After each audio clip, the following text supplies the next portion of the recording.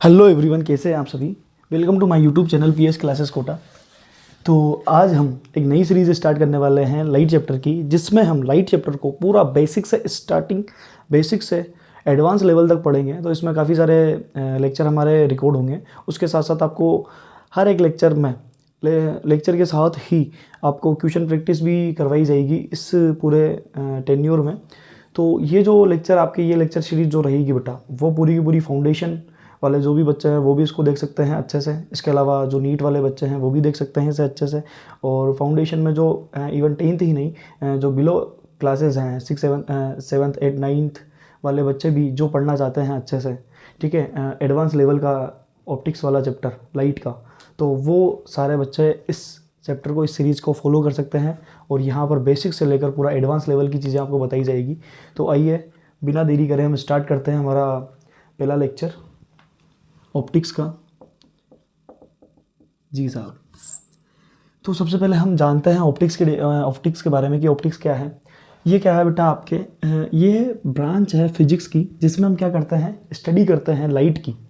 ठीक है, लाइट के फिनोमेना की स्टडी करते हैं एंड लाइट की जो प्रॉपर्टीज़ है, उसके बिहेवियर है, और जो भी मीटर से जब लाइट का इंटरेक्शन होता है तो उस टाइम पर क्या बिहेवियर वो शो करती है। इन सारी चीज़ों के बारे में हम क्या करते हैं, लाइट की स्टडी करते हैं।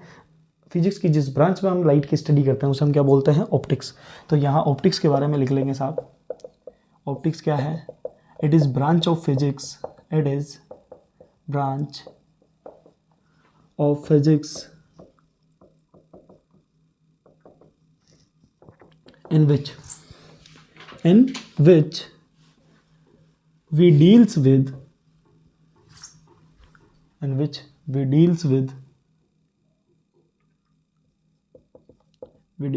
behavior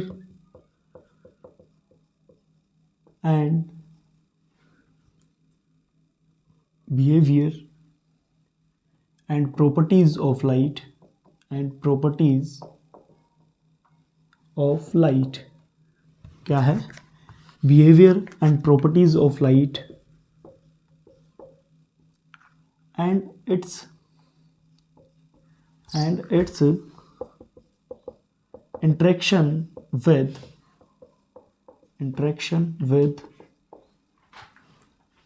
matters. Interaction with matters is called optics.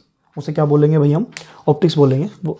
तो क्या है ऑप्टिक्स आपकी, ये फिजिक्स की ऐसी ब्रांच है जिसमें हम क्या करते हैं, लाइट के बिहेवियर के बारे में स्टडी करते हैं, उसकी प्रॉपर्टीज़ के बारे में स्टडी करते हैं, एंड उसकी जो इंटरेक्शन होते हैं मैटर्स के साथ में उसके बारे में क्या करते हैं, स्टडी करते हैं, पढ़ते हैं। तो बेटा जब लाइट के बारे में जाना गया था स्टार्टिंग में, हमारे जो साइंटिस्ट थे उन साइंटिस्टों में बहुत ज़्यादा कन्फ्यूजन था। कन्फ्यूजन इसलिए था क्योंकि जो लाइट है आपकी, लाइट क्या है, ड्यूअल नेचर शो कर रही थी स्टार्टिंग में। कोई साइंटिस्ट आने के बाद उन्होंने बताया कि लाइट क्या है भाई, पार्टिकल नेचर शो कर रही है। तो उन्होंने पार्टिकल नेचर के हिसाब से ही सारे के सारे क्या है, थ्योरीज वगैरह दे दी, अपने प्रैक्टिकल वगैरह, अपने थ्योरीज और अपने एक्सपेरिमेंट वगैरह सारी की सारी क्या है, पार्टिकल नेचर को मानते हुए कर दिए। और लाइट को क्या प्रूव कर दिया कि लाइट भी पार्टिकल है। चलो ठीक है, मान लिया सब साइंटिस्टों ने। फिर उसके बाद में एक और साइंटिस्ट आए, हाइजिन नाम के। सबसे पहले न्यूटन आए थे, फिर हाइजिन आए। तो उन्होंने क्या है, उन्होंने सारी स्टडी थ्योरी वगैरह सब चीज़ें लिख दी, बट वो एक्सपेरिमेंट नहीं कर पाए। और वो जब आए थे उन्होंने आकर बताया कि लाइट क्या है, लाइट साहब पार्टिकल नहीं है, वेव है। लाइट क्या है, वेव। तो उन्होंने लाइट वेव बोलकर वो चले गए, बट वो क्या है, एक्सपेरिमेंट नहीं कर पाए थे लाइट के बारे में कि लाइट वेव है। लाइट वेव तो है बट उसके एक्सपेरिमेंट शो नहीं कर पाए। तो इस वजह से क्या है, लोगों ने वेव माना नहीं। ठीक है, फिर और भी साइंटिस्ट आए। साइंटिस्ट आने के बाद अपने मैक्सवेल साहब आते हैं। मैक्सवेल साहब ने क्या है, लाइट के बारे में बताया, और उन्होंने बोला कि लाइट क्या है, इलेक्ट्रोमैग्नेटिक वेव है। लाइट क्या है बेटा, इलेक्ट्रोमैग्नेटिक वेव। और उनके पूरे एक्सपेरिमेंट वगैरह सारी चीज़ें उन्होंने बताई। फिर उसके बाद में लोगों के माइंड में कन्फ्यूजन आया कि भाई लाइट क्या माने। न्यूटन साहब बोल गए थे कि लाइट तो पार्टिकल है, और मैक्सवेल साहब ने एक्सपेरिमेंट करके बता दिया कि लाइट क्या है, वेव है। तो अब लोगों में क्या है, क्यूरियोसिटी जागी कि लाइट है क्या आखिरकार। ठीक है, तो सबसे लास्ट में एक साइंटिस्ट निकल कर आते हैं हमारे, जिनका नाम है डी ब्रोगली। क्या नाम है, डी ब्रोगली। तो सबसे लास्ट में वो आए, उन्होंने आकर लाइट के बारे में बोला कि हाँ साहब घबराने की ज़रूरत नहीं है। ठीक है, कि लाइट क्या है, लाइट वेव भी है और लाइट पार्टिकल भी है। हाँ साहब कि भाई लाइट क्या है, वेव भी है और पार्टिकल भी है। उन्होंने आकर बोला कि लाइट क्या है आपके, वेव भी है और पार्टिकल भी है। तो इस तरीके से लास्ट में जाकर जब उन्होंने थ्योरी वगैरह दी, थ्योरी और अपने एक्सपेरिमेंट करके सारी चीज़ें उन्होंने प्रूव करके बताया कि लाइट क्या है, लाइट वेव नेचर भी शो करती है, और लाइट क्या है, पार्टिकल नेचर भी शो करती है। तो इसके बाद से पूरे जो साइंटिस्ट कम्युनिटी थी उन सब लोगों ने माना कि हाँ भाई लाइट के दो नेचर है। तो यहाँ पर हम क्या है, लाइट के दो ही नेचर के बारे में पढ़ते हैं, एक तो पार्टिकल नेचर और एक वेव नेचर, ठीक है। तो लाइट का जो पार्टिकल नेचर जिसमें हम स्टडी करते हैं, लाइट के पार्टिकल नेचर के बारे में जिस ऑप्टिक्स में स्टडी करते हैं उसे हम बोलते हैं बेटा रे ऑप्टिक्स। क्या बोलते हैं? Ray optics. तो इस हिसाब से हमने ऑप्टिक्स को दो पार्ट में डिवाइड किया है। पहला है आपका रे ऑप्टिक्स, क्या है आपका रे ऑप्टिक्स, और दूसरा है साहब वेव ऑप्टिक्स। क्या है हमारा? वेव ऑप्टिक्स, ठीक है भाई। तो ध्यान से समझिएगा, रे ऑप्टिक्स में हम क्या करते हैं, लाइट के पार्टिकल नेचर की स्टडी करते हैं, और यहाँ पर हम लाइट के वेव नेचर की स्टडी करते हैं। और इस रे ऑप्टिक्स को ही हम क्या बोलते हैं बेटा? जियोमेट्रिक ऑप्टिक्स भी बोलते हैं। क्या बोलते हैं? जियोमेट्रिक ऑप्टिक्स भी इसे बोलते हैं, ठीक है साहब। तो यहाँ पर हम क्या करते हैं, study of light in the form of रे की फॉर्म में लाइट की स्टडी की जाती है यहाँ पर, ठीक है। तो यहाँ लिख लेंगे स्टडी ऑफ लाइट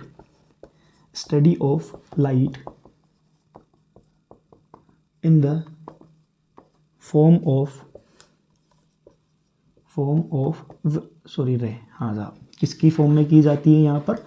लाइट की स्टडी की जाती है रे फॉर्म में। किसकी फॉर्म में? रे फॉर्म में, ठीक है। पार्टिकल चल रहे हैं, पार्टिकल को रे मानकर रे फॉर्म में इसकी स्टडी की जाती है। और यहाँ पर जो है आपके वेव ऑप्टिक्स में, यहाँ पर स्टडी की जाती है लाइट की, ठीक है। Study of light in the form of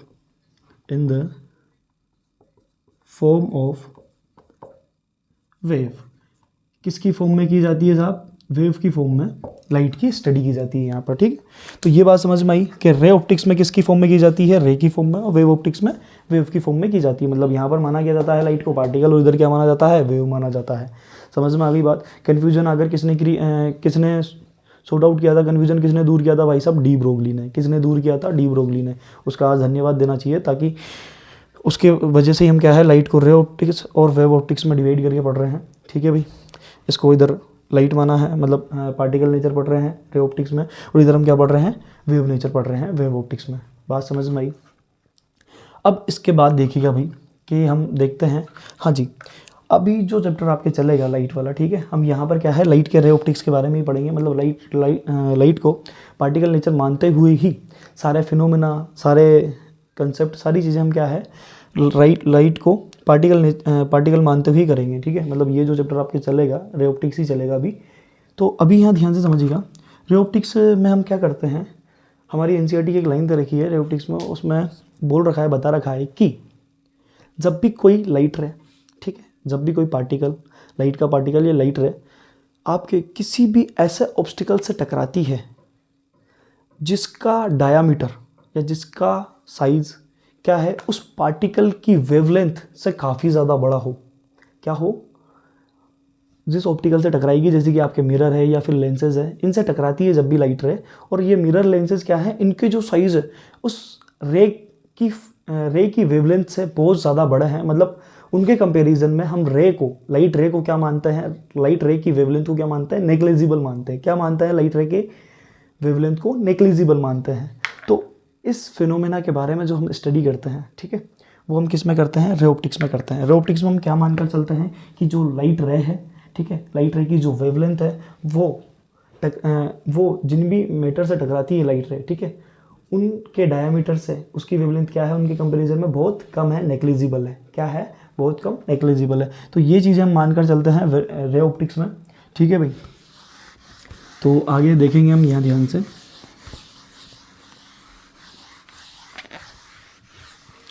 हाँ जी, ये इसको फटाफट इरेज कर देते ताकि आपको दिक्कत नहीं है। हाँ जी, अब देखिएगा, अब देखेंगे हम लाइट की डेफिनेशन। किसके बारे में? लाइट की डेफिनेशन, कि लाइट क्या होता है, लाइट क्या होती है। देखिएगा ध्यान से, लाइट क्या है? It is a form of energy. क्या है ये? Form of energy. बचपन से आप पढ़ते आ रहे हो, जो हमें क्या देती है? गिव्स सेंस ऑफ विजिबल, देखने का सेंस देती है। बट यहाँ हम जो देखेंगे वो ध्यान से सुनिएगा, लाइट क्या है? It is a part of electromagnetic wave. किसका पार्ट है लाइट आपके? It is part of electromagnetic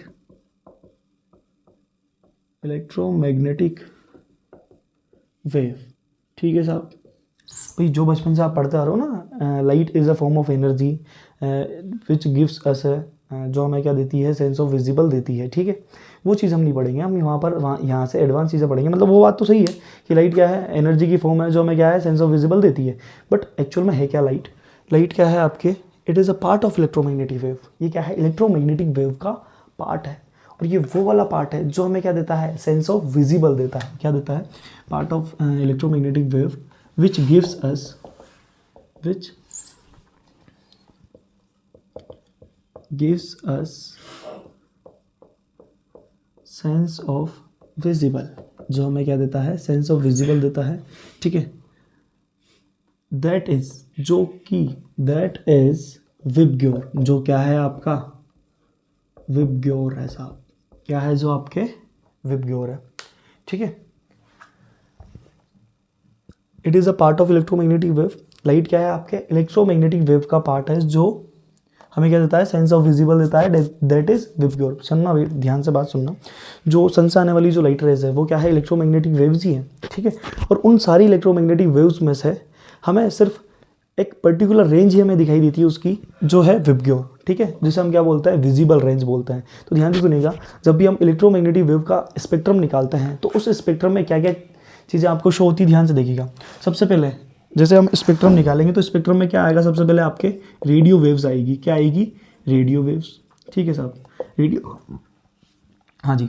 radio wave के बाद क्या आएगी आपके, माइक्रोवेव, ठीक है। माइक्रोवेव के बाद क्या आएगी आपके, इंफ्रारेड, इंफ्रारेड, ठीक है। इसके बाद क्या आएगी आपके, विजिबल रेंज। क्या आएगी आपके, विजिबल रेंज, ये, हाँ जी।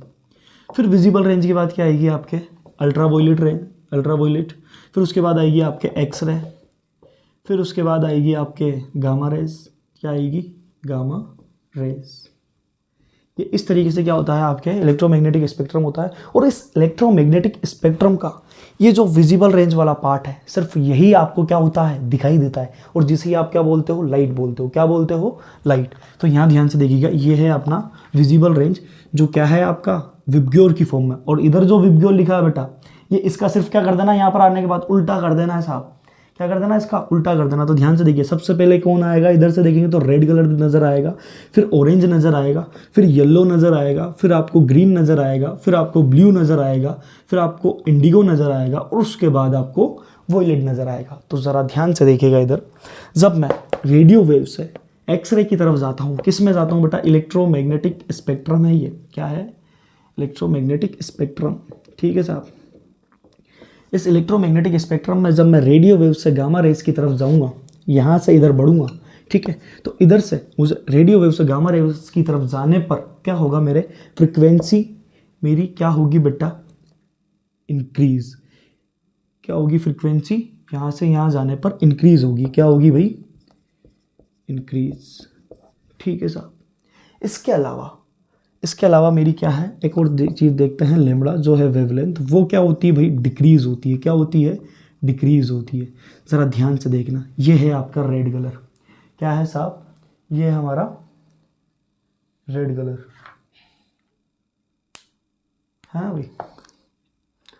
रेड कलर की जो वेवलेंथ होती है वो क्या होती है भाई, सबसे ज़्यादा होती है। क्या होती है, रेड कलर की वेवलेंथ सबसे ज़्यादा कितनी है, इसको लिख देते हैं आप 800 नैनोमीटर। क्या लिख देते हैं इसे, 800 नैनोमीटर। देखो भाई, अलग अलग जगह अलग अलग इसकी वैल्यू नज़र आती है। जैसे 800 लिख सकते हो, इसको आप लिख सकते हो 780 नैनोमीटर भी आपको कहीं कहीं नज़र आ जाएगा, या फिर 750 नैनोमीटर भी आपको कहीं कहीं नज़र आ जाएगा, या फिर आप इसको एंगस्ट्रॉम की फॉर्म में लिखना चाहो तो 8000 एंगस्ट्रॉम भी इसे लिख सकते हो। इसके अलावा जो हमारा वॉयलेट है, क्या है साहब, वॉयलेट है। वॉयलेट कलर आपको नज़र आएगा, वॉयलेट कलर की वेवलेंथ आपको नज़र आएगी 400 नैनोमीटर, ठीक है, या फिर आपको 380 नैनोमीटर के समथिंग नज़र आएगी, या 350 नैनोमीटर के समथिंग नज़र आएगी, या फिर आप इसको लिख सकते हो 4000 एंगस्ट्रॉम भी लिख सकते हो। ये ऐसी वैल्यूज़ इसकी अलग अलग जगह क्या है, अलग अलग नज़र आएगी आपको, ठीक है। बट आपसे पूछ लिया जाए, एक बार नीट में पूछा गया था, क्वेश्चन आया था कि विबग्योर में सबसे ज़्यादा वेवलेंथ किसकी होती है, तो सबसे ज़्यादा वेवलेंथ किसकी होती है साहब, रेड कलर की होती है। किसकी होती है,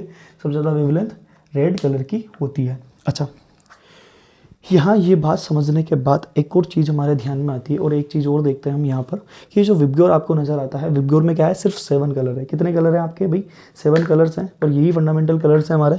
इसके अलावा जो हम ब्लैक या वाइट की बात करते हैं, जो ब्लैक कलर है, ध्यान से सुनना, ब्लैक एक्चुअल में कलर नहीं है, वो क्या है, एब्सेंस ऑफ कलर। ब्लैक क्या है, एब्सेंस ऑफ कलर है, या फिर आप उसे बोल सकते हो एब्जॉर्प्शन ऑफ कलर। क्या बोल सकते हो, एब्जॉर्प्शन ऑफ कलर, मतलब सारे कलर क्या हो जाते हैं उसमें एब्जॉर्ब हो जाते हैं, तब जाकर आपको क्या नजर आता है, ब्लैक नजर आता है। समझ में आई बात, ठीक है। जिस बॉडी में सारे कलर एब्जॉर्ब हो जाएंगे तो वो बॉडी आपको कैसी नजर आएगी, ब्लैक। दूसरी बात है आपके कौन सी, कि वाइट। वाइट क्या है, वाइट आपके वो भी बिल्कुल कलर नहीं है, वो भी क्या है आपके, वो है कॉम्बिनेशन ऑफ 7 कलर्स। क्या है वो, वाइट आपके कॉम्बिनेशन ऑफ 7 कलर्स, ठीक है। 7 कलर का कॉम्बिनेशन जिसे हम क्या बोलते हैं, वाइट बोलते हैं, और एब्सेंस ऑफ कलर को क्या बोलेंगे भाई, ब्लैक बोलेंगे। ये जो विबग्योर है हमारे, विबग्योर में यहाँ ध्यान से सुनना, यहाँ पर क्या होता है बेटा, ये जो येलो और ग्रीन है, येलो और ग्रीन से मिलकर एक कलर बनता है जिसे हम बोलते हैं ग्रीनिश येलो कलर। क्या बोलते हैं, ग्रीनिश येलो कलर। ये जो ग्रीनिश येलो कलर है, इसकी जो सेंसिटिविटी है वो हमारी आंखों के लिए क्या होती है बेटा, सबसे ज़्यादा होती है, मैक्सिमम होती है। क्या होती है, ग्रीनिश येलो कलर की जो सेंसिटिविटी है हमारी आंखों के लिए सबसे ज़्यादा होती है। मतलब इस कलर के पास में बेटा ल्यूमिनियस इंटेंसिटी सबसे ज़्यादा होती है, जिसकी वजह से वो कलर हमें क्या है, सबसे ज़्यादा अट्रैक्टिव होता है। हमारी आंखें अगर 7 कलर में आपको कहीं भी दे दूं, ठीक है, तो 7 कलर में सबसे ज़्यादा आपकी आंखों को जो कलर अट्रैक्ट करेगा वो होगा बेटा ग्रीन और येलो कलर का कॉम्बिनेशन, ग्रीनिश येलो कलर, ठीक है। कौन सा होगा, ग्रीनिश येलो कलर सबसे ज़्यादा आपकी आंखों को आई अट्रैक्ट करेगा। जैसे कि आपने हाईलाइटर देखे होंगे आपकी क्लास में, ठीक है, तो हाईलाइटर जो आप लेकर आते हो, सबसे ज़्यादा बिकने वाला, मार्केट में बिकने वाला जो हाईलाइटर होता है वो I think greenish yellow colour का ही होता है, ठीक है। एक ग्रीनिश येलो कलर का हाईलाइटर सबसे ज़्यादा बिकता है, क्योंकि क्या है, वो कलर ही आपकी आंखों को ज़्यादा अट्रैक्ट करता है, आंखों के लिए सेंसिटिविटी उसकी ज़्यादा होती है। इसके अलावा हम बात करते हैं रेड और वॉयलेट। रेड और वॉयलेट क्या है, ये वो कलर्स हैं जिनकी सेंसिटिविटी हमारी आंखों के लिए बहुत कम होती है, सबसे कम इन्हीं की सेंसिटिविटी होती है, क्योंकि ये वाले कलर्स क्या है बेटा, डार्क कलर है। और जैसे जैसे ध्यान से सुनना, विबग्योर में लास्ट वाले जो कलर्स हैं, ठीक है, लास्ट एंड वाले जो कलर्स हैं, एंड वाले कलर क्या होता है बेटा, डार्क कलर है। विबग्योर के एंड में जो कलर्स आपको नजर आ रहे हैं वो क्या है, डार्क कलर है। विबग्योर मतलब सबसे पहले वॉयलेट और उसके बाद में क्या है, रेड। ये दोनों कलर्स क्या है, डार्क कलर है। और इन डार्क कलर के जैसे जैसे मैं बीच में आता हूँ बेटा, कहाँ आता हूँ, डार्क कलर से जैसे जैसे मैं बीच में आता हूँ तो मेरे कलर्स की ब्राइटनेस क्या होती जाती है, बढ़ती जाती है, इंक्रीज होती जाती है। समझ में आ रही है, ब्राइटनेस बढ़ने का मतलब यह है कि उनकी जो ल्यूमिनस इंटेंसिटी वो ज़्यादा होती जा रही है।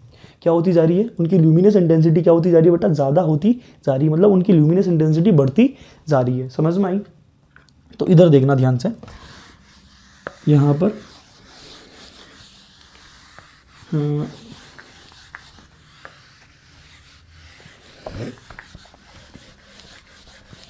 ये है मेरे, हाँ जी, विबग्योर में जो 7 कलर हैं, ये वाले कलर्स क्या है मेरा, डार्क कलर हैं। कैसे कलर हैं, डार्क कलर, ठीक है साहब। ये वाला भी मेरा क्या है, डार्क कलर है, ठीक है साहब, डार्क कलर। अब मैं क्या करता हूँ, डार्क कलर से बीच में जाता हूँ, ठीक है, इस वाले डार्क कलर से भी मैं बीच में आ रहा हूँ। तो बीच में जैसे ही जैसे मैं आ रहा हूँ, मेरी ल्यूमिनस इंटेंसिटी क्या होती जा रही है, यहाँ ध्यान से देखना, इधर से मैं नीचे आ रहा हूँ तो यहाँ से मैं ऊपर जाऊँगा, मेरी ल्यूमिनस इंटेंसिटी बढ़ेगी साहब, बीच में आके बढ़ गई। और यहाँ से फिर वापस मैं इधर से जब इधर जा रहा हूँ, यहाँ से जब मैं इधर आने के बाद फिर इधर जा रहा हूँ तो मेरी ल्यूमिनस इंटेंसिटी क्या हो रही है, फिर ऐसे घट रही है और यहाँ तक पहुँच रही है, मतलब जहाँ से स्टार्ट की थी वहीं पर पहुँच जा रही है, इस तरीके से। ये ल्यूमिनस इंटेंसिटी क्या है, जैसे जैसे मैं वॉयलेट से मैं ग्रीन की ब्लू की तरफ जा रहा हूँ, ग्रीन ब्लू की तरफ, तो मेरी ल्यूमिनस इंटेंसिटी तो बढ़ रही है। फिर वापस मैं ग्रीन से रेड की तरफ जा रहा हूँ, फिर मेरी ल्यूमिनस इंटेंसिटी क्या हो रही है, घट रही है, ठीक है। तो ये जो ग्राफ आता है, यहाँ ध्यान से देखना, ये ग्राफ किसके बीच में आता है भाई, ये ग्राफ आता है आपके ल्यूमिनस इंटेंसिटी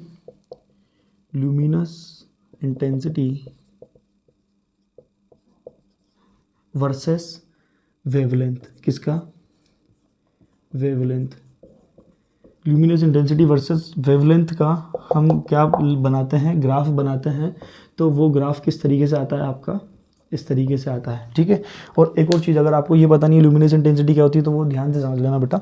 ल्यूमिनस इंटेंसिटी का मतलब है कि कौन सा कलर ज़्यादा लाइट एमिट कर रहा है, ठीक है। जो कलर ज़्यादा लाइट एमिट करेगा उसकी ल्यूमिनस इंटेंसिटी क्या होगी, ज़्यादा, ठीक है, लाइट एमिट कर रहा है ना। तो मतलब ल्यूमिनस ऑब्जेक्ट कौन होते हैं, जो लाइट एमिट करते हैं, खुद की लाइट एमिट करते हैं, वो क्या है, ल्यूमिनस ऑब्जेक्ट। ल्यूमिनस इंटेंसिटी क्या है, जो कलर ज़्यादा लाइट एमिट करेगा तो उसकी ल्यूमिनेस इंटेंसिटी क्या है, वो ज़्यादा है, और जो कलर कम लाइट एमिट करेगा वो क्या है, उसकी ल्यूमिनेस इंटेंसिटी क्या है, वो कम है। ठीक है, यहाँ ध्यान से सुनना। एक और मोस्ट इंपॉर्टेंट क्वेश्चन यहाँ पर रेज होकर आता है आपके। तो यहाँ पर देखना भाई ध्यान से, ये है आपके वॉयलेट कलर। क्या है, वॉयलेट कलर, जिसकी वेवलेंथ सबसे कम है, जो है वॉयलेट कलर, और उसकी ल्यूमिनेस इंटेंसिटी भी क्या है, कम। इधर मैं आगे जा रहा हूँ, ठीक है, तो आगे जा रहा हूँ तो मुझे क्या मिल रहा है साहब, इंडिगो कलर मिल रहा है। फिर आगे जाने पर मुझे क्या मिल रहा है भाई, ब्लू कलर मिल रहा है। फिर थोड़े से कलर थोड़े क्या है, ये आगे बना लीजिए, हाँ, ये इस तरीके से यहाँ पर मिल जाएगा मेरे को इंडिगो, फिर यहाँ मिल जाएगा मेरे को ब्लू, फिर यहाँ मिल जाएगा मुझे ग्रीन। ये इस तरीके से बनाएंगे, सारे कलर यहीं ख़त्म हो जाएगा अपने। हाँ भाई, थोड़ा अच्छे से बनाएंगे, ध्यान से देखिएगा। हाँ जी, यहाँ बनेगा मेरे ब्लू कलर, यहाँ बनेगा मेरा इंडिगो कलर, यहाँ बनेगा मेरे वॉयलेट कलर, और यहाँ पर बनेगा मेरे ये ग्रीन कलर। ग्रीन इधर बना दीजिएगा, ये ग्रीन है, ये येलो है, ये मेरा ऑरेंज है, और ये मेरा रेड है। ये कलर्स हैं।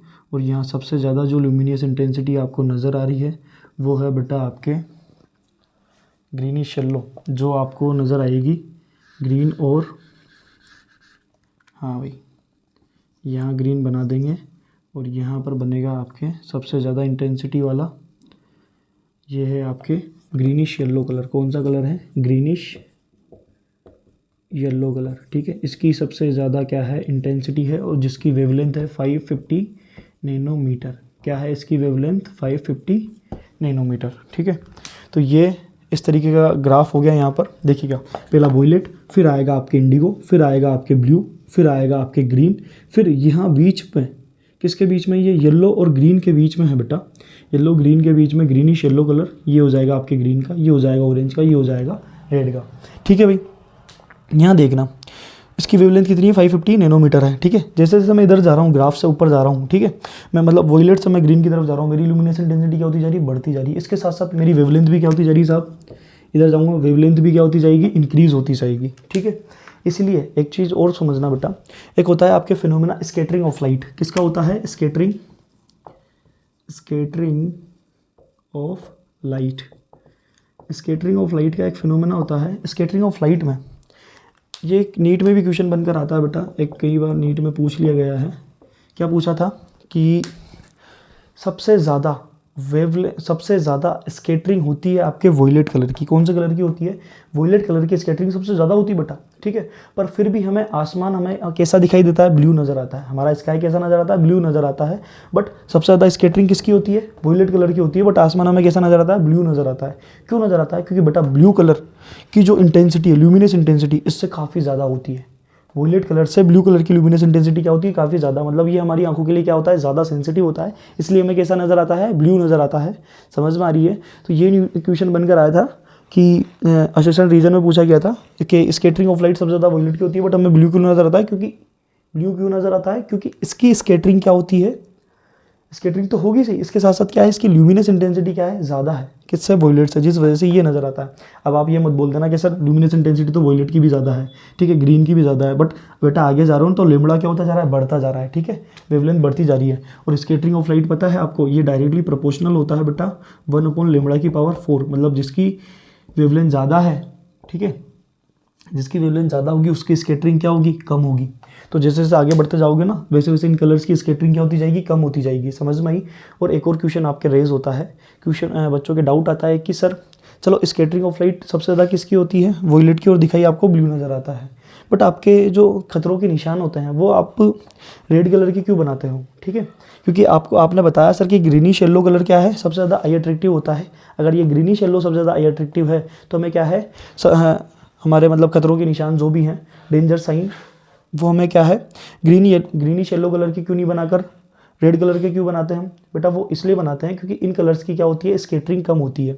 ठीक है, इन कलर की स्कैटरिंग कम होने की वजह से ये क्या है, दूरी तक ट्रेवल कर पाते हैं। यहाँ पर बेटा स्कैटरिंग वाला फिनोमेना होता है, और यहाँ पर क्या होता है बेटा, सेंसिटिविटी वाला फिनोमेना होता है, आई की जो सेंसिटिविटी है वो वाला फिनोमेना। ठीक है, आपने देखा होगा बड़ी बड़ी कंपनीज होती है, उनकी मार्केटिंग स्किल्स के लिए, मार्केटिंग स्ट्रेटेजी क्या होती है, वो किस कलर को ज़्यादा प्रीफर करते हैं, वो बेटा ब्राइट कलर को ही ज़्यादा प्रीफर करते हैं अपनी मार्केटिंग स्ट्रेटेजी के लिए। ठीक है, क्योंकि उन कलर्स की क्या होती है, वो कलर्स क्या होते हैं, आई के लिए ज़्यादा अट्रैक्टिव होते हैं, इस वजह से वो क्या है, सिर्फ यही वाले कलर्स ज़्यादा प्रीफर करते हैं जो ब्राइट कलर होते हैं। ठीक है, तो यहाँ नोट डालकर एक लाइन लिख लेंगे अपन,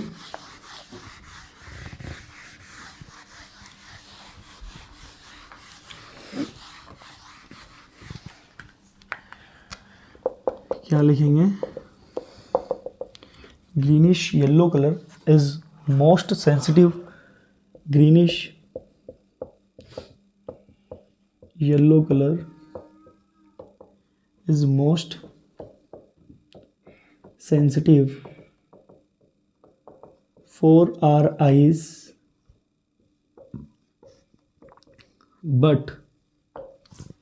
बट क्या है आपके violet and red are least sensitive, least क्या है, least sensitive for our eyes,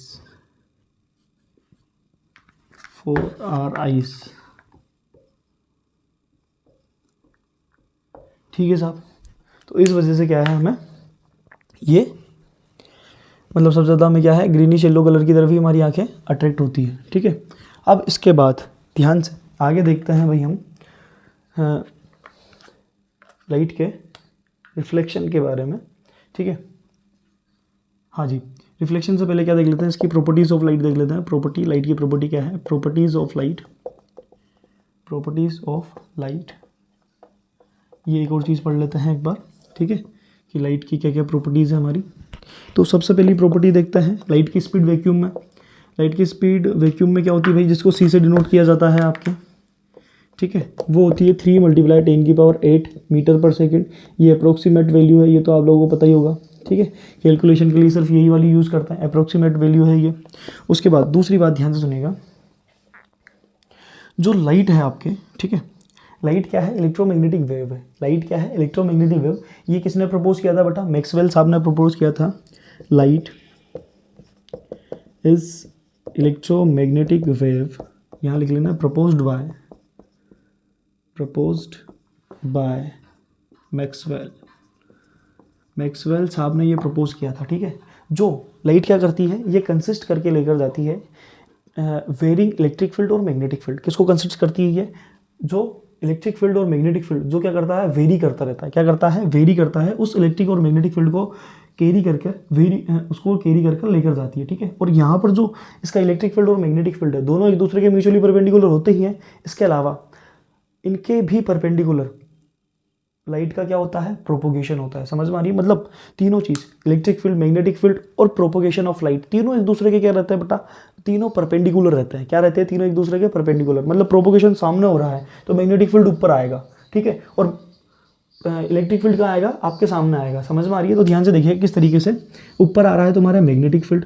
ठीक है साहब, इधर सामने, आपके सामने ये वाला क्या है, सामने वाला एक्सिस है। ठीक है, जेड एक्सिस मान सकते हो। यहाँ है आपके इलेक्ट्रिक फील्ड, क्या है साहब, इलेक्ट्रिक फील्ड है। इसके अलावा ये क्या हो रहा है, इसके सामने सीधी वाली लाइन में क्या हो रहा है आपके, प्रोपोगेशन ऑफ लाइट। लाइट का क्या हो रहा है, प्रोपोगेशन हो रहा है। ठीक है, प्रोपोगेशन ऑफ लाइट, यहाँ हो रहा है आपके लाइट का प्रोपोगेशन। ठीक है साहब, ये लाइट प्रोपोगेट कर रही है इस डायरेक्शन में। तो अब देखिएगा तीसरी बात, थर्ड प्रॉपर्टी इसकी, अच्छा नज़र तो आ रहा होगा, यहाँ इसको इरेज कर देते हैं अपन।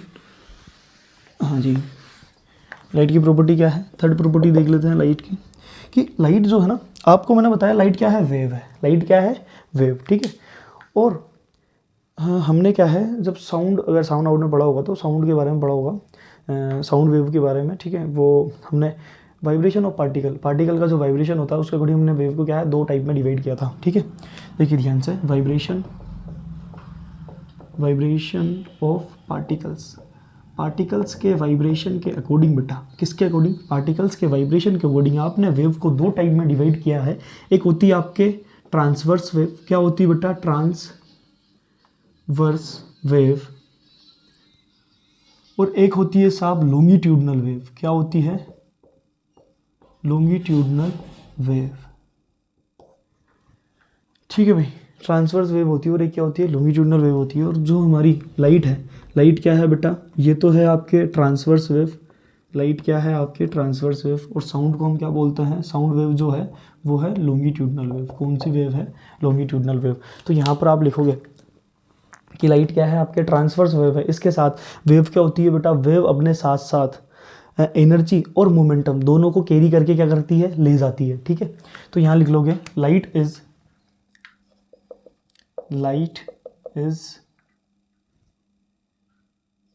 ट्रांसवर्स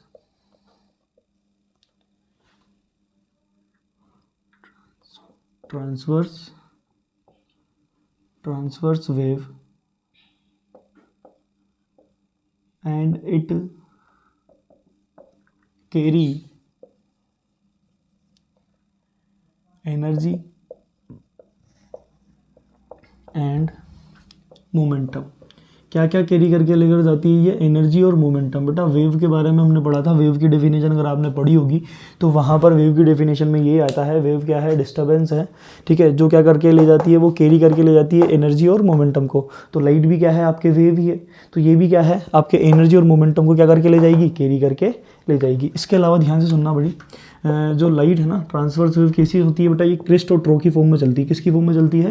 क्रिस्ट और ट्रो की फॉर्म में चलती है। और यहाँ पर बेटा जो वेलोसिटी का फॉर्मूला आता है v इज इक्वल टू क्या है? आपके एफ लेमड़ा होता है। क्या होता है? v is equal to f lambda. ठीक है भाई, ये एफ लेमड़ा होता है,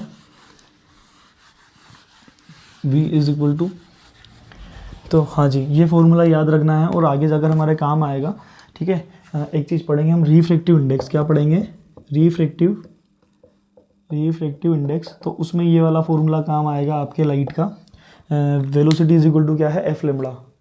मामलों से चल रही हो साहब? ठीक है सर। हाँ जी, तो आगे देखते हैं भाई। इसके बाद हम क्या है? प्रॉपर्टीज़ ऑफ लाइट हमने देख लिया। प्रॉपर्टीज़ ऑफ लाइट के बाद में हम देखते हैं रिफ्लेक्शन ऑफ लाइट। अब आते हैं हम इसके फिनोमेना के बारे में, लाइट के जो फिनोमेना है उसके बारे में आता है। ठीक है, वैसे लाइट के हम तीन फिनोमेना के बारे में स्टडी करते हैं। एक होता है आपके रिफ्लेक्शन ऑफ लाइट, एक होता है आपके रिफ्रैक्शन ऑफ लाइट, और एक होता है आपके एब्जॉर्प्शन ऑफ लाइट। क्या होता है? Absorption of light. मतलब लाइट जब भी किसी भी सरफेस पर फॉल होगी, चाहे वो ट्रांसपेरेंट हो या फिर वो ओपेक हो, वहाँ पर क्या होगा बेटा? अगर वो ट्रांसपेरेंट है तो वहाँ पर लाइट क्या हो जाएगी? पार कर जाएगी ट्रांसपेरेंट में। ठीक है, और मीडियम को पार करके जाएगी तो वो क्या हो जाएगी? अपने पाथ से थोड़ा सा डेविएट हो जाएगी। ठीक है, तो उसे हम क्या बोलेंगे? Refraction of light. बट उस कंडीशन में क्या होता है? थोड़ी बहुत लाइट का क्या हो जाता है? एब्जॉर्प्शन हो जाता है। क्या हो जाता है? वहाँ पर सरफेस पर एब्जॉर्प्शन हो जाता है। इसके अलावा जो रिफ्लेक्शन ऑफ लाइट है, रिफ्लेक्शन ऑफ लाइट में भी आपके क्या हो जाता है बेटा? लाइट का एब्जॉर्प्शन हो जाता है। ठीक है भाई, तो ध्यान से सुनिएगा। हम सबसे पहले देखेंगे reflection of light. Reflection of light. ठीक है भाई, नहीं समझ में आता कोई दिक्कत नहीं, आगे देखते जाएं, सब समझ में आएगी भाई बातें। देखना भाई ध्यान से, रिफ्लेक्शन ऑफ लाइट क्या है? थोड़ा ढंग से लिख लेते हैं इसे। हाँ जी, रिफ्लेक्शन ऑफ लाइट। अब देखिएगा बेटा, इसको ज़रा ध्यान से समझिएगा और देखना। रिफ्लेक्शन ऑफ लाइट क्या है? जब भी किसी भी ओपेक सरफेस है आपका, क्या है? Opaque surface. ये मैंने बना दिया। ठीक है, वैसे तो मैंने क्या है? एक प्लेन मिरर लिया है जिसको मैंने पॉलिश कर दिया। आप इसकी जगह आप देखो भाई, ये कैसा भी सरफेस आप ले सकते हो, उसमें कोई दिक्कत नहीं है साहब। ठीक है भाई, देखना ध्यान से। लाइट रे क्या होगी? इस सरफेस पर जैसे ही फॉल होगी, फॉल होने के बाद यहाँ हल्की सी क्या हो जाएगी बेटा? एब्जॉर्ब भी हो जाएगी। क्या हो जाएगी? एब्जॉर्ब। ठीक है, लाइट क्या हो रही है? एब्जॉर्ब हो रही है। ठीक है, हाँ, एब्जॉर्प्शन भी हो रहा है यहाँ पर लाइट का, थोड़ा सा एब्जॉर्प्शन हो रहा है, थोड़ा बहुत होगा ही सही। ठीक है, उसके बाद लाइट यहाँ से फॉल होने के बाद क्या हो जाएगी? इधर चली जाएगी। क्या हो जाएगी? चली जाएगी। ये तो बेटा प्लेन मिरर था तो हल्का सा एब्जॉर्प्शन होगा। बट अगर हम बात करते हैं क्या है आपके वॉल, मान लीजिए, कुछ भी मान लीजिए। ठीक है, ये वॉल पर जब लाइट अगर फॉल हो रही है ना, तो बेटा यहाँ तो भयंकर एब्जॉर्प्शन हो रहा है। समझ में आ रही है? मतलब भयंकर का मतलब है, मतलब प्लेन मिरर से ज़्यादा एब्जॉर्प्शन हो रहा है लाइट का। समझ में आई बात। जैसे लाइट रे यहाँ फॉल हुई, फॉल होने के बाद क्या है, इधर चली गई। तो ज़रा ध्यान से देखना। अच्छा, आने वाली लाइट रे को क्या बोलते हैं अपन, इंसिडेंट रे, है ना साहब। जाने वाली क्या बोलते हैं अपन, रिफ्लेक्टेड रे, ठीक है भाई। और इंसिडेंट रे, रिफ्लेक्टेड रे, जहाँ जिस पॉइंट पर फॉल होती है, इंसिडेंट रे जिस पॉइंट पर फॉल होती है उसे हम बोलते हैं पॉइंट ऑफ इंसिडेंस। वहाँ पर हम बनाते हैं बेटा नॉर्मल। क्या बनाते हैं भाई, नॉर्मल बनाते हैं। यहाँ पर भी इस पॉइंट ऑफ इंसिडेंस पर क्या बना लिया हमने, नॉर्मल। कोई गड़बड़ नहीं है साहब, incident ray, reflected ray, normal, ये सारी बात हो गई, ठीक है। अब इधर ज़रा ध्यान से देखना, लाइट रे जैसे ही इस सरफेस पर फॉल हो रही थी, फॉल होने के बाद थोड़ी सी क्या हो गई, एब्जॉर्ब हो गई। क्या हो गई, एब्जॉर्ब। भाई कुछ कुछ कंडीशन ऐसी है, बहुत रेयर कंडीशन है, आइडियल कंडीशन हो सकती है जिसमें क्या है, लाइट एब्जॉर्ब ना हो, जितनी आ रही है उतनी बाहर निकल जाए। समझ में आ रही है, बट जनरली हर जगह होता ही है एब्जॉर्प्शन। तो यहाँ ध्यान से देखिएगा, हम डेफिनेशन में क्या लिखेंगे कि लाइट क्या हो रही है, बाउंस बैक हो रही है इन सेम मीडियम। किस में हो रही है, सेम मीडियम में बाउंस बैक हो रही है। कौन सी लाइट है बाउंस बैक हो रही है, पार्ट ऑफ लाइट। अरे पूरी कंप्लीट लाइट आई थी, उसमें से क्या है, part of light bounce back हो रही है, या फिर कंप्लीट लाइट ही बाउंस बैक हो जा रही है, ठीक है।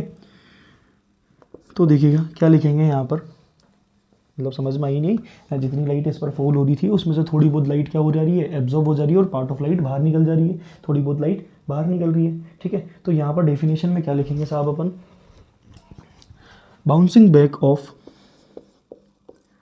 Bouncing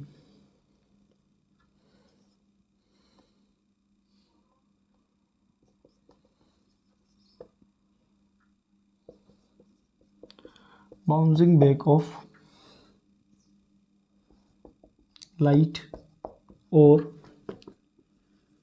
part of light, BOUCH, bouncing back of light, part of light in same medium, in same medium, bouncing back of light और part of light in same medium is called reflection of light, is called reflection of light। क्या बोलते हैं साहब इसे, reflection of light बोलते हैं। बात समझ में आई नहीं आई, ठीक है। बाउंसिंग बैक ऑफ लाइट, पूरी लाइट बाउंस बैक हो जा रही है, फिर पार्ट ऑफ लाइट क्या हो रही है, बाउंस बैक हो रही है सेम मीडियम में, इस कॉल्ड रिफ्लेक्शन ऑफ लाइट, ठीक है। तो इस तरीके से इसके रिफ्लेक्शन ऑफ लाइट के क्या होता है बेटा, दो लॉज होते हैं, वो बचपन से आप लोग जानते हो, ठीक है। लॉज ऑफ रिफ्लेक्शन, रिफ्लेक्शन के लॉज भी होते हैं भाई, ठीक है। पहला लॉ क्या कहता है आपसे कि incident ray, normal, point of incidence and आपके reflected ray all lie on same plane. सारे कहाँ पर लाई करते हैं, सेम प्लेन पर लाई करते हैं, ठीक है। Incident ray, normal and reflected ray, उसके बाद point of incidence all lie on same plane, उस प्लेन को हम बोलते हैं सेम प्लेन, ठीक है भाई। ये सेम प्लेन पर लाई करता है। और यहाँ पर बताइए ये वेक्टर रूल से हम निकाल सकते हैं कि किस तरीके से सेम प्लेन पर लाई करते हैं। ध्यान से सुनिएगा, वेक्टर रूल लगाते हैं यहाँ पर। जो इंसिडेंट रे है, इंसिडेंट रे में, इंसिडेंट रे के अलोंग हम क्या मानते हैं, एक वेक्टर मानते हैं, ई वेक्टर, यूनिट वेक्टर है इंसिडेंट रे के अलोंग, ठीक है। नॉर्मल के अलोंग एक वेक्टर मानते हैं, एन वेक्टर, ठीक है, यूनिट वेक्टर ही मान रहे हैं। और यहाँ पर भी एक वेक्टर मानते हैं जिसे क्या बोलेंगे, स्मॉल आर वेक्टर, ठीक है भाई। क्या बोल रहे हैं, आर वेक्टर। ये तीनों वेक्टर मान ली है, ई वेक्टर माना है हमने। तीनों वेक्टर क्या है, तीनों यूनिट वेक्टर हैं। क्या है, तीनों यूनिट वेक्टर हमने मान लिए। ई वेक्टर जो है आपके इंसिडेंट रे के अलोंग, एन वेक्टर है आपके नॉर्मल के अलोंग, आर वेक्टर है किसके, आपके रिफ्लेक्टेड रे के अलोंग। इसके अकॉर्डिंग क्या होता है बेटा, अगर किसी भी एक यूनिट वेक्टर का कौन सा स्केलर प्रोडक्ट, दोनों यूनिट वेक्टर के वेक्टर प्रोडक्ट करें तो ये सारी वैल्यू क्या आएगी, आपके ज़ीरो आएगी। क्या आएगी, ज़ीरो। मतलब ये तीनों जो क्या हैं आपके, इनकी वैल्यूज़ अगर ज़ीरो आती है तो ही ये क्या है आपके, क्या करते हैं, सेम प्लेन में लाई करते हैं। ध्यान से देखिए, क्या है आपके E vector, N vector cross R vector, ये तीनों चीज़ें क्या हैं आपके ज़ीरो होते हैं, तो कहाँ लाई करेंगे, आपके सेम प्लेन में लाई करता है। ये तो पहला लॉ आपके प्रूव हो गया। सेकंड लॉ क्या होता है आपके? सेकंड लॉ होता है हमारे बचपन से पढ़ते आ रहे हो, angle I is equal to क्या है? एंगल आर, मतलब angle of incidence is equal to angle of reflection. यहाँ वाला जो एंगल नॉर्मल और इंसिडेंट रे के बीच में बनने वाला एंगल, एंगल आई, जिसे हम बोलते हैं एंगल ऑफ इंसिडेंस, और नॉर्मल और रिफ्लेक्टेड रे के बीच में बनने वाला एंगल आर, जिसे हम क्या बोलते हैं? Angle of reflection. ये दोनों क्या होते हैं आपके? इक्वल होते हैं। ऐसे ये हमारे क्या होते हैं? टू लॉज होते हैं, ठीक है, रिफ्लेक्शन के। तो हम देख लेते हैं एक और चीज़ इसके बाद। दो टाइप के हमारे रिफ्लेक्शन होता है बेटा। एक होता है हमारा रेगुलर रिफ्लेक्शन, मतलब हमने रिफ्लेक्शन को भी दो टाइप में डिवाइड किया हुआ है। एक होता है हमारा रेगुलर रिफ्लेक्शन और एक होता है हमारा इर्रेगुलर रिफ्लेक्शन, ठीक है भाई। तो ध्यान से देखिएगा, एक होता है हमारा रेगुलर रिफ्लेक्शन और एक क्या होता है हमारे? Irregular reflection. तो रिफ्लेक्शन को दो पार्ट में हमने डिवाइड किया हुआ है भाई, ठीक है। ये एक होगा हमारे रेगुलर रिफ्लेक्शन और एक क्या होगा हमारे? इर्रेगुलर रिफ्लेक्शन, ठीक है साहब। इधर देखिए, रेगुलर रिफ्लेक्शन क्या होता है? ये ऐसा रिफ्लेक्शन है जो किस सरफेस से होगा बेटा? प्लेन स्मूथ सरफेस से। किस सरफेस से होगा ये? प्लेन और स्मूथ सरफेस से। ये वाला रिफ्लेक्शन ध्यान से देखिएगा। ये प्लेन और स्मूथ सरफेस हमने बोला दी। प्लेन और स्मूथ सरफेस से जो रिफ्लेक्शन होता है उसे हम क्या बोलते हैं बेटा? रेगुलर रिफ्लेक्शन, ठीक है। यहाँ पर क्या है?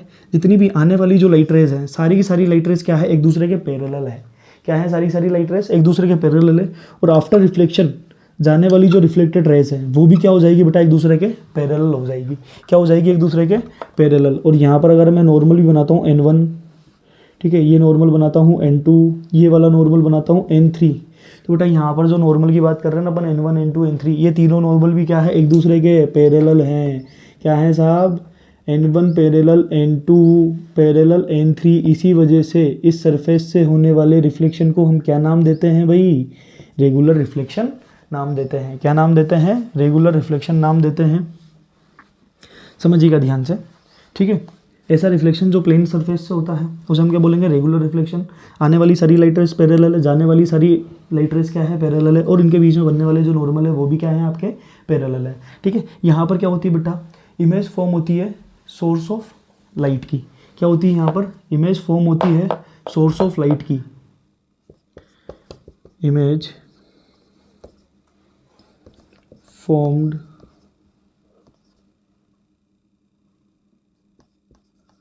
by image is formed by source of light. Image is formed by source of light, मतलब ऐसा रिफ्लेक्शन जहाँ पर क्या है? सोर्स ऑफ लाइट की इमेज फॉर्म हो जाती है। क्या हो जाती है?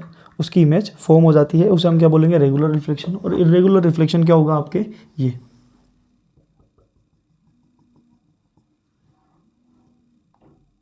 ऐसी सरफेस से होगा। सुनो भाई ध्यान से,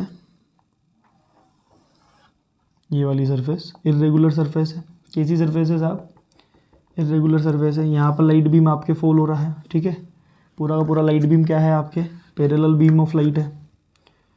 ये इस तरीके से फॉल हो रहा है साहब, ये पैरेलल बीम ऑफ लाइट है। बट आफ्टर रिफ्लेक्शन क्या हो रहा है बेटा? पता नहीं, न जाने कहाँ कहाँ जा रहा है ये, पता नहीं न जाने कहाँ निकल जा रहा है साहब, ठीक है। आफ्टर रिफ्लेक्शन क्या है? पता ही नहीं चल रहा कहाँ निकल जा रहा है, ये इस तरीके से। इसे हम क्या बोलेंगे? Irregular reflection of light. ये यहाँ पर क्या होगा बेटा? ये जो नॉर्मल अगर आप बनाओगे ना यहाँ पर, ठीक है, हर जगह जो नॉर्मल हम बना रहे हैं, हर जगह का नॉर्मल क्या है? आपके अलग अलग नॉर्मल आएगा। ये आएगा N1, ये आएगा N2, ये आएगा आपके N3, ठीक है। और तीनों नॉर्मल जो आपने बनाए हैं, तीनों नॉर्मल एक दूसरे के पैरेलल नहीं है, यहाँ पर इरपैरेलल, ठीक है। नॉन पैरेलल नॉर्मल्स यहाँ पर नज़र आते हैं, तो नॉन पैरेलल बना लेंगे। और यहाँ पर क्या है? Source of light. Source of light की इमेज यहाँ पर फॉर्म नहीं होती है, ठीक है। Image does not form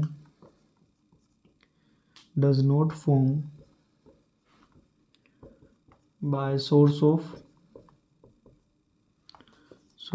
light. Source of light की यहाँ पर इमेज फॉर्म नहीं होगी बेटा। ये वाला रिफ्लेक्शन जो होगा वो होगा आपके वॉल से हो रहा है, न्यूज़पेपर, पेपर, वुड, जिससे भी चाहे वो रिफ्लेक्शन यहाँ पर हो सकता है। ये वाला रिफ्लेक्शन सिर्फ होगा आपके प्लेन मिरर, ठीक है भाई। मिरर से जो रिफ्लेक्शन होंगे वो वाले है ये रेगुलर रिफ्लेक्शन। बात समझ में आई? और ये रेगुलर रिफ्लेक्शन। इसके बाद हम देखते हैं बेटा ऑब्जेक्ट एंड इमेज के बारे में जानते हैं। किसके बारे में जानते हैं भाई? ऑब्जेक्ट और इमेज। तो ध्यान से देखिएगा साहब, किसके बारे में देखेंगे? Object and image. ठीक है, ये ऑब्जेक्ट और ये इमेज। ध्यान समझिएगा, ऑब्जेक्ट जो होता है बेटा, ऑब्जेक्ट बनता है आपके इंसिडेंट रे से। किससे बनता है? इंसिडेंट रे के मिलने से बनेगा, वो क्या होगा? ऑब्जेक्ट। और रिफ्लेक्टेड रे के मिलने से जो चीज़ बनेगी वो क्या होगी? आपके इमेज। तो यहाँ पर ऑब्जेक्ट क्या है? It is formed by incident ray. यहाँ लिख लेंगे इट इज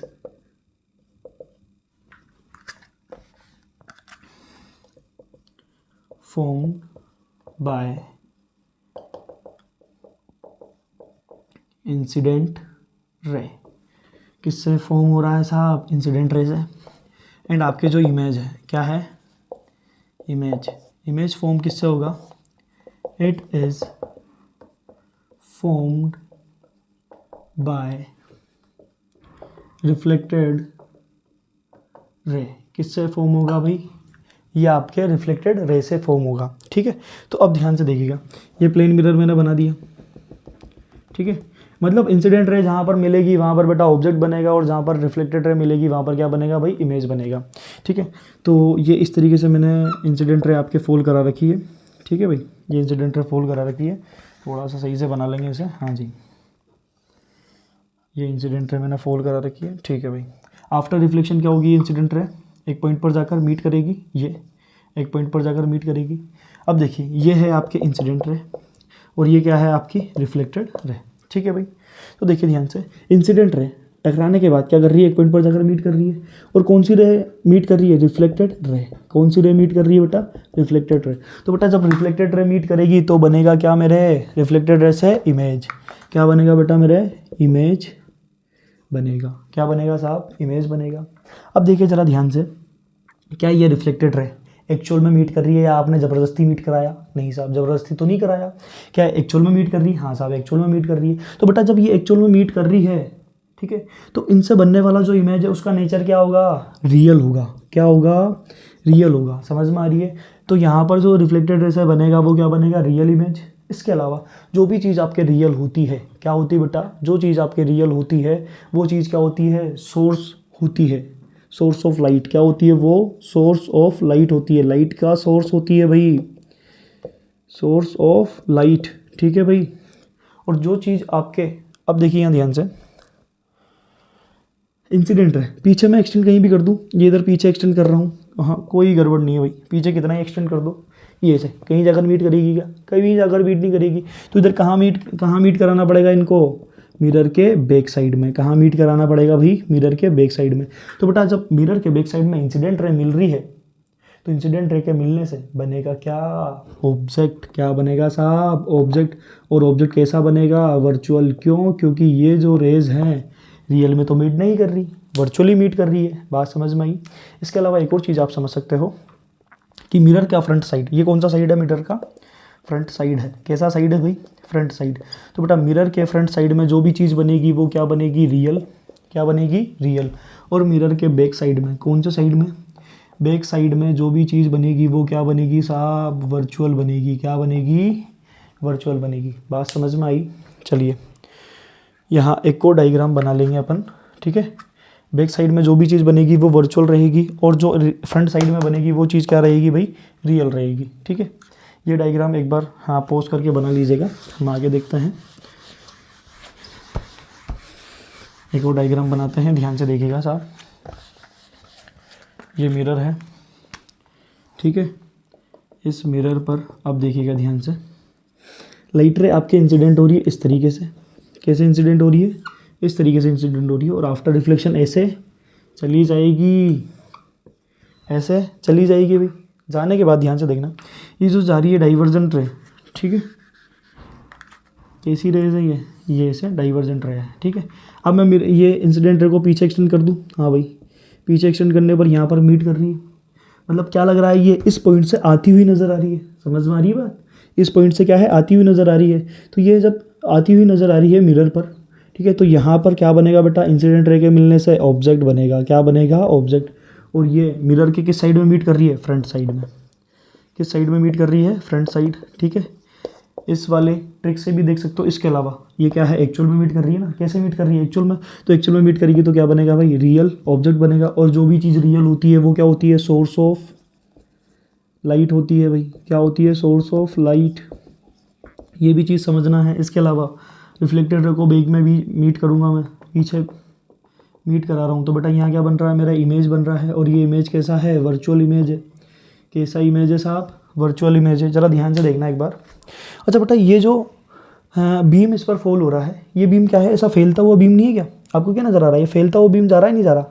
तो फैलता हुआ बीम क्या है, मतलब कन्वर्जेंट बीम है या डाइवर्जेंट है, कैसा बीम है ये, डाइवर्जेंट, ठीक है। बीम होते हैं हमारे 3 टाइप के, एक तो कन्वर्जेंट, डाइवर्जेंट, और एक क्या होता है, पैरेलल बीम होता है, ठीक है। तो ये कौन सा बीम नज़र आ रहा है आपको, डाइवर्जेंट बीम नज़र आ रहा है, मतलब लाइट रेस क्या कर रही है, एक दूसरे से डाइवर्ज कर रही है ना, दूर दूर जा रही है, ठीक है।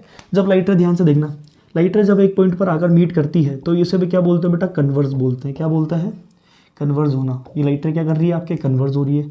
और जब लाइट रे इस एक पॉइंट से ही कहाँ जाती है, दूर जाती है, कहाँ जाती है, दूर जाती है, तो बेटा इसे क्या बोलते हैं, डाइवर्ज होना बोलते हैं। क्या बोलते हैं, डाइवर्ज होना, ठीक है। तो ये तो है कन्वर्जिंग बीम, और ये क्या है, डाइवर्जिंग बीम। जरा ध्यान से देखना बेटा, जब इस पर कौन सा बीम फॉल हो रहा है, डाइवर्जिंग बीम फॉल हो रहा है, तो बेटा ऑब्जेक्ट का नेचर कैसा है, ऑब्जेक्ट का नेचर है बेटा रियल। कैसा नेचर है, रियल। मतलब डाइवर्जिंग कौन, जब डाइवर्जिंग इंसिडेंट रे आपके फॉल हो रही है, क्या डाइवर्जिंग इंसिडेंट रे फॉल हो रही है, तो नेचर क्या है, रियल है, ठीक है। उस वाले में देखना जरा ध्यान से, वो लाइट रे ऐसे आ रही थी, कन्वर्जिंग इंसिडेंट रे आ रही थी, तो उसमें नेचर कैसा था बेटा, ऑब्जेक्ट का वर्चुअल। कैसा नेचर था, वर्चुअल। तो एक क्वेश्चन करते हैं जो हमारे मेडिकल एग्जामिनेशन और इंजीनियरिंग एग्जामिनेशन में पूछा गया था 2002 में। देखिए क्वेश्चन ज़रा ध्यान से सुनिएगा और पढ़िएगा, ठीक है भाई। A plane mirror reflect a pencil, question है आपके, a plane mirror reflect a light of reflect a pencil of light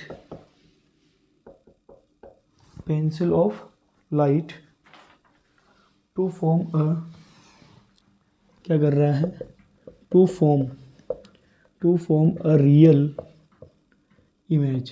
क्या फॉर्म करने के लिए, एक रियल इमेज फॉर्म करने के लिए, to form a real image, then pencil of light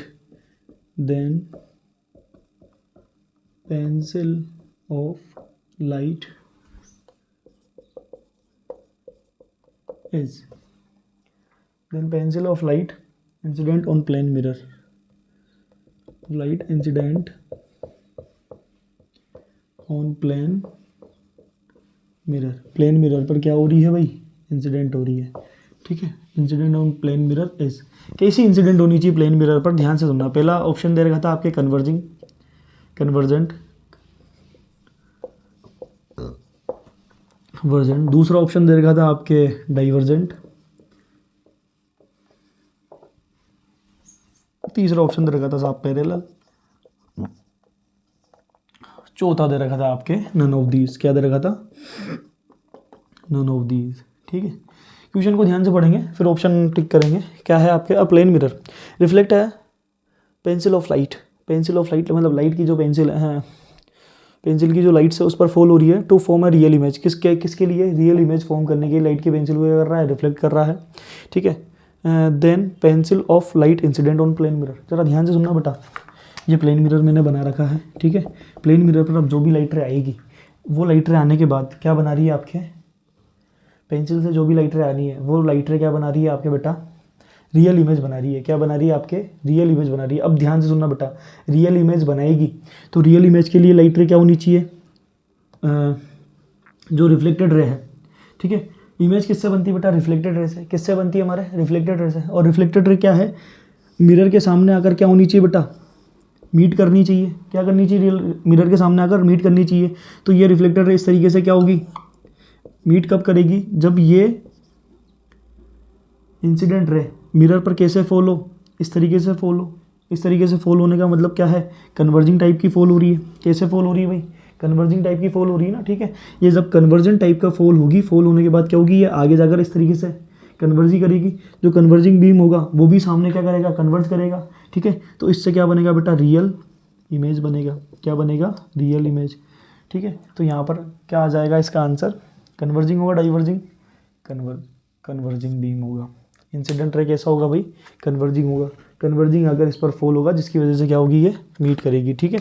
तो ये क्वेश्चन पूछा गया था बेटा मेडिकल या मेडिकल और इंजीनियरिंग का एग्ज़ाम था 2002 में, ठीक है। मेडिकल और इंजीनियरिंग के एग्जामिनेशन थे 2002 में जब ये पूछा गया था, ठीक है। तो thank you so much. Lecture समझ में आया तो अच्छी लाइक शेयर सब्सक्राइब ज़रूर करिएगा। ओके बेटा।